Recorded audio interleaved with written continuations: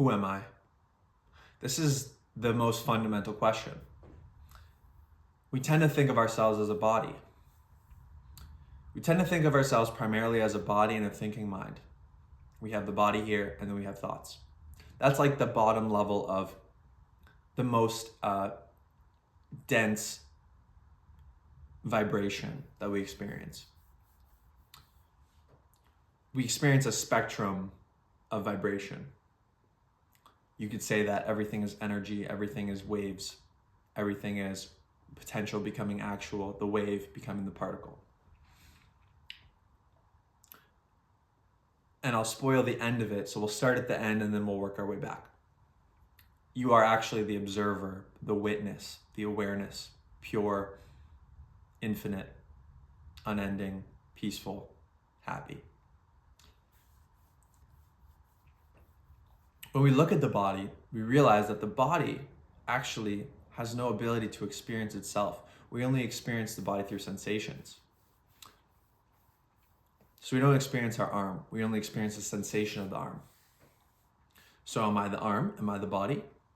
If we cut off our arm, you're still you. You cut off your leg, you're still you. Let's say the body dies, but you take your mind and put it into like this robot. That's gonna be more like you, right?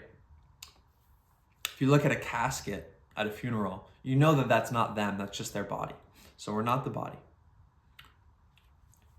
Where are the sensations of the body being experienced? They're being experienced in mind. But the mind has no ability to experience itself. We experience our mind through memories, thoughts, and feelings. Our mind has no ability to experience itself. Our memoryness has no ability to experience our own memoryness. There's something experiencing memoryness. There's something experiencing the thought. What that is consciousness or spirit. Now, we are a combination of body, mind, and spirit. But the spirit is ultimately who you are. Or you could say what you are. Because when we say who we are, we're looking for a person. And the spirit is not a person, and you can think of it more as like a field, or like an infinite field, or like maybe like a screen. There's lots of analogies, but it's not form, it's not an idea. The mind is unable to reach outside of its own scope, and so whenever we think of who we are, what we are, it's not an image. There's no image of who you are. Who you are is infinite. The mind is acting inside of who you are.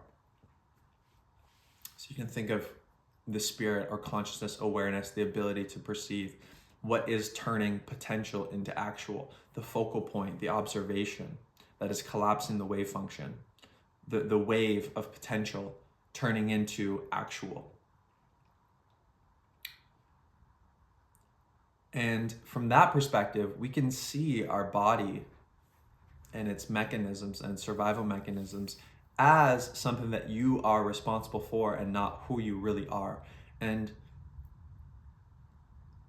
a good strategy to remind ourselves of this is to give your survival mechanism or your ego, we use that word to represent like the survival mechanism of the body. It's useful to give the ego a name. Dr. Hawkins likes to use the word fuzzy, but you can give it any name you want. You can even give it your own personal name and talk about yourself in the third person.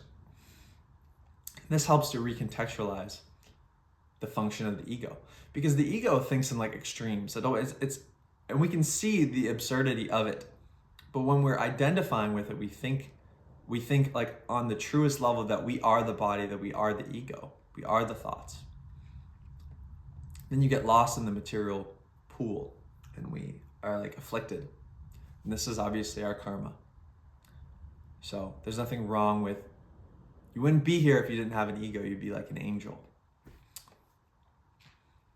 So we had this survival mechanism, but the way to take care of it is by loving it for what it is. It's just its function. Of course, the ego wants to flip off the dude who cut him off in traffic. Of course, because it wants to survive. But we don't want to hate the ego for what it does. It's just fulfilling its function. And a really useful way of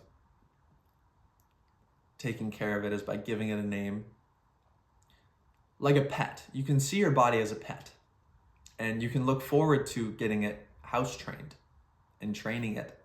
Right now it's a little bit wild. Right now it wants to get things, and like on the most extreme level, if you're completely honest with yourself, your ego is like very like homicidal. Someone cuts you off in traffic, the ego really wants to kill them. And it's pretty funny.